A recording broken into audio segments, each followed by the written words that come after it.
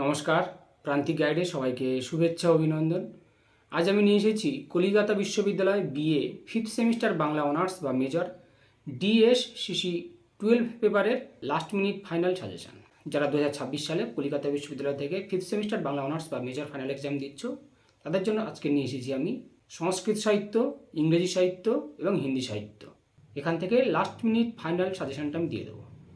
এটাই সংগ্রহ করো, যেগুলো দিচ্ছি সেগুলোই সংগ্রহ করো। আর তোমরা কমেন্টস করে জানাবে কার পরীক্ষা কেমন হলো। এটা তোমাদের কাছে দাবি, কার পরীক্ষা কেমন হয়েছে আমাকে কমেন্টস করে জানাবে। তবে এই পেপারটা খুব সহজ এবং সালের শর্ট কোশ্চেন তো আমি দেব, তাও তোমরা সমস্ত শর্ট কোশ্চেনগুলো খুব ভালো করে করবে। সমস্ত যে লেখকগুলো রয়েছেন সংস্কৃত সাহিত্য, ইংরেজি সাহিত্য এবং হিন্দি সাহিত্য, প্রত্যেকের গ্রন্থ নাম এবং দু একটা সালও আসে, দু একটা সালও পড়ে। তাই অবশ্যই সমস্ত গ্রন্থ নাম, কোন শ্রেণীর গ্রন্থ, কত ভাগে ভাগ, মানে যদি খণ্ড সংখ্যা থাকে, অঙ্ক সংখ্যা থাকে সেগুলো, এবং কোন শ্রেণীর গ্রন্থ, এই প্যাটার্নটাকে মোটামুটি ফলো করো। আর টিকা কেমনভাবে লিখবে আমি পয়েন্টস কটা বলে দিচ্ছি। টিকার জন্য বেশি দৌড়ঝাঁপ করার কিচ্ছু প্রয়োজন নেই, শুধু বড় নোটস কটা মুখস্থ করে যাও, খুব ভালো করে খুঁটিয়ে 5-1 হয়ে যাবে। আমি 5-এর জন্য যে ফরম্যাটটা বলবো সেই ফরম্যাটে জাস্ট ফেলে দেবে, যেটা জানো, যেটা মুখস্থ রয়েছে বড় নোটস, ওখান থেকেই হয়ে যাবে। খুব মনোযোগ দিয়ে আমার কথাগুলো শুনবে। আর এই কোশ্চেনটা আমি মনে করি যদি কঠিন হয় একটু মনে হয় ভালো হয়, কারণ কোশ্চেনগুলো খুব সহজ হচ্ছে, কিন্তু 9, 10, 11 যথেষ্ট সহজ হয়েছে। আমি 11টা নিয়ে খুব ভয়ে ছিলাম, ডিএসসিসি 11টা নিয়ে খুব ভয়ে ছিলাম, কিন্তু দেখলাম খুব প্রশ্ন সহজ হয়েছে। তবে আশা করছি এটাও সহজ হবে। যেগুলো দিচ্ছি অন্তত এগুলোই পড়বে, কমন অবশ্যই পাবে, নিশ্চিত থাকো। প্রান্তিক গাইডের সঙ্গে থাকো, সমস্ত কিছু হেল্প পেয়ে যাবে। আর যারা প্রান্তিক গাইডে অনলাইন ক্লাস করতে চাও বা নোটস সংগ্রহ করতে চাও, স্ক্রিনে দেওয়া নাম্বারে যোগাযোগ করবে। তাহলে আমি শুরু করি। প্রথমে রয়েছে সংস্কৃত সাহিত্য। এখান থেকে রয়েছে কালিদাস। কালিদাস করলে দুটো করতে হবে, কবি কালিদাস এবং নাট্যকার কালিদাস। তাহলে আমি কালিদাসটা করছি। কবি জয়দেব। জয়দেবের এখানে কিন্তু তার কবি কৃতিত্ব এবং তার কাব্যের যে 12টা স্বর্গ রয়েছে, সেই 12টা স্বর্গের নাম মানে এক লাইন করে বিষয়বস্তু দিতে হবে, কারণ মাছেও আসে। আর জয়দেবের কাব্যের অর্থাৎ গীত গোবিন্দম কাব্যের গোত্র নির্ণয়, এটা অনেক সময় এসে যায়, ঠিক আছে? তাহলে কবি কালিদাস, নাট্যকার কালিদাস, মানে কালিদাসটাই করছি। কবি জয়দেব, বাণভট্ট, শূদ্রক, ভবভূতি। ক্লিয়ার?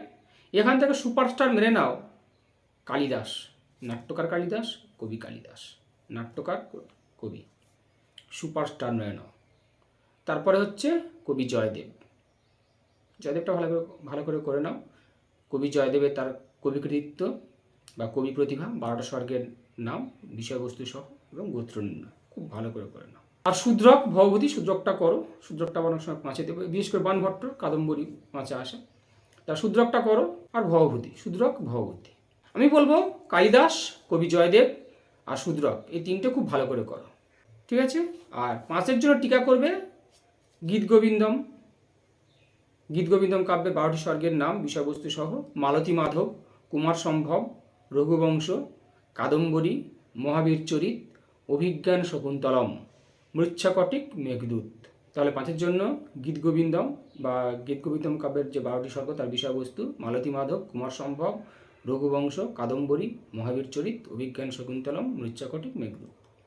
এবার 5-এর জন্য এখানে ফরম্যাটটা দেখো। প্রথমে লিখবে রচয়িতা বা রচয়িতার নাম, তারপর লিখবে উৎস, মানে সংস্কৃত সাহিত্যের ক্ষেত্রে উৎস, তারপরে বিষয়বস্তু, ওই গ্রন্থের বিষয়বস্তুটা, আর সংস্কৃত সাহিত্যে কেন উল্লেখযোগ্য, এই পয়েন্ট কটাকে তোমরা মোটামুটি সাজিয়ে নাও। নেওয়ার পরে আমি ধরে নিচ্ছি গীত গোবিন্দম কাব্যের যে 5-এর জন্য আলাদা করে পড়া নেই, মুখস্থ করে নেই বা করার দরকারও নেই, বা অভিজ্ঞান শকুন্তলম। কিন্তু আমি তো জানি রচয়িতার নাম এবং কোথা থেকে নেওয়া হয়েছে, কোন শ্রেণীর নাটক বা কয়টা অঙ্ক রয়েছে। এবারে বিষয়বস্তুটাও আমার জানা রয়েছে, তাহলে এই ফরম্যাটে ফেললে তো কাজ হয়ে যাচ্ছে, 1 পেজের মধ্যে হয়ে যাচ্ছে। আর সংস্কৃত সাহিত্যে কেন উল্লেখযোগ্য, এবারে কালিদাসের বা জয়দেবের যে পড়ুক না কেন, যে কাব্যের সেই কবি সম্পর্কে আমার তো জানা রয়েছে, সেটাকে সেই কটাকে 1, 2, 3, 4, 5 করে পয়েন্টস করে 5-6টা পয়েন্টস আমি সাজিয়ে দেবো কেন উল্লেখযোগ্য সংস্কৃত সাহিত্যে। ক্লিয়ার? তাহলে এমনভাবেই ফরম্যাটে মুখস্থ করো। এবার যাবে ইংরেজি সাহিত্য। ইংরেজি সাহিত্য থেকে শেক্সপিয়রের কমেডি এবং ট্র্যাজেডি, উইলিয়াম শেক্সপিয়র তার কমেডি নাটক এবং ট্র্যাজেডি নাটকের কৃতিত্ব আলাদা আলাদা আসে। Wordsworth, PB Shelley, T S. Eliot, Keats, নাট্যকার Bernard Shaw, Charles Dickens, Virginia Woolf আর স্কট। এই কটা। এখান থেকে সুপারস্টার মেরে নাও, তাহলে উইলিয়াম শেক্সপিয়ার কমেডি এবং ট্র্যাজেডি দুটোই করতে হবে। উইলিয়াম শেক্সপিয়ার, নাট্যকার বার্নার্ড শ আর স্কট, এই তিনটে সুপারস্টার মারো। তারপরে চার্লস ডিকেন্স, চারটে খুব ভালো করে করো, বিশেষ করে উইলিয়াম শেক্সপিয়ার আর নাট্যকার বার্নার্ড শ। তারপরে হচ্ছে স্কট, তিনটে খুব ভালো করে সুপার করে নিতে হবে। তারপর চার্লস ডিকেন্স আর Virginia Woolf. Wordsworth, Shelley, T S. Eliot, Keats এগুলো একটু দেখে রাখো। সে আসলে না আসলে আমার কিছু যায় আসে না, মোটামুটি এগুলো একটু দেখে রাখতে পারো। কিন্তু ওই 4-5টা খুব ভালো করে করো। বিশেষ করে স্পেশালাইজেশনভাবে সুপারস্টার করবে শেক্সপিয়ার, ট্র্যাজেডি এবং কমেডি, নাট্যকার Bernard Shaw, Charles Dickens, Scott আর অতিরিক্ত ভার্জিনিয়া উলফ আবার 5-এ আসে। এখান থেকেও ঠিক 5-এর জন্য অনুরূপভাবেই ফরম্যাটটাকে সাজাবে। হিন্দি সাহিত্যের ক্ষেত্রেও তাই। হিন্দি সাহিত্য এবং ইংরেজি সাহিত্যের ক্ষেত্রে একই ফরম্যাট বা ওর একই ফরম্যাট। এখানে শুধু একটা যোগ হবে, প্রকাশকাল বা রচনাকাল। তারপরে সব এক, ওই রচয়িতা, বিষয়বস্তু কেন উল্লেখযোগ্য সংস্কৃত সাহিত্যে বা ইংরাজি সাহিত্যে বা হিন্দি সাহিত্যে কেন উল্লেখযোগ্য, এই একই ফরম্যাট হবে।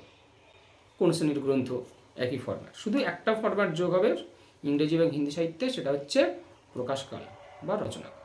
ক্লিয়ার?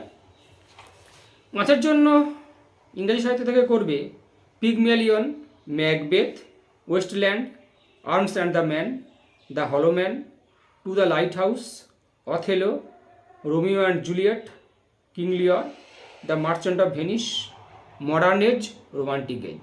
মডার্ন এজ এবং রোমান্টিক এজ এই দুটো কিন্তু আসে, মোটামুটি তোমরা সালের প্রশ্নে দেখবে এসেছিল, আসে। তাই অবশ্যই মডার্ন এজ এবং রোমান্টিক এজ করতে হবে। এবং এই দুটো নোটসই আমার চ্যানেলে দেওয়া রয়েছে, দুটো অবশ্যই করবে।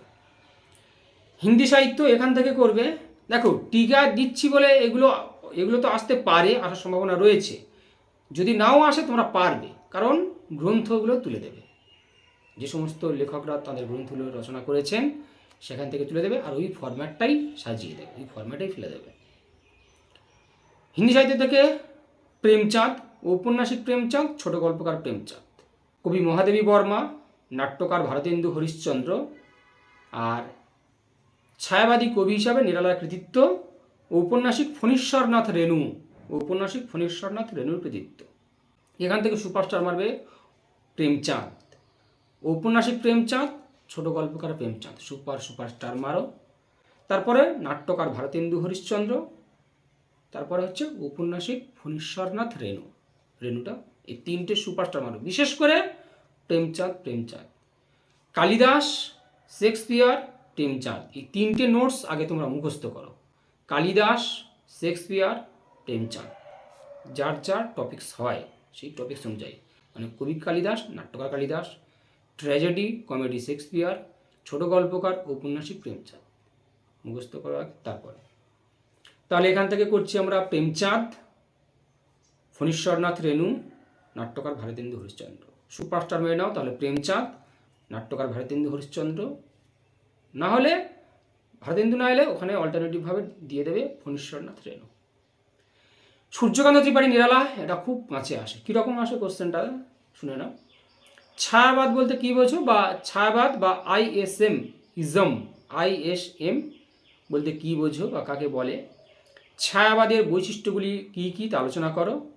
ছায়াবাদী কবি হিসাবে কবি নিরালার কৃতিত্ব আলোচনা করো, কবি কৃতিত্ব। তার মানে এর সঙ্গে কোশ্চেন জুড়ে দেয়, ছায়াবাদ বলতে কী বোঝো বা আইএসএম, ছায়াবাদের বৈশিষ্ট্য, এগুলো অবশ্যই করবে। এখান থেকে 5-এর জন্য করবে ওই 5-এর ফরম্যাট একই। দুর্লভ বন্ধু, মহিলা আঁচল, আমি কয়েকটা জাস্ট উদাহরণ হিসাবে দিচ্ছি। দুর্লভ বন্ধু, মহিলা আঁচল, কুকুরমুত্তা, ফণীশ্বরনাথ রেণুর পরতি পরিকথা এবং হাঁসুলি বাঁকে, মানে তারাশঙ্কর বন্দ্যোপাধ্যায়ের হাঁসুলি বাঁকের উপকথা, এই দুটোর মধ্যে সাদৃশ্য বৈসাদৃশ্য কী কী তা আলোচনা করো। গোদান, গগন, কর্মভূমি, শতরঞ্জকি খিলাড়ি, ব্যাস এই কটাই হচ্ছে 5-এর জন্য।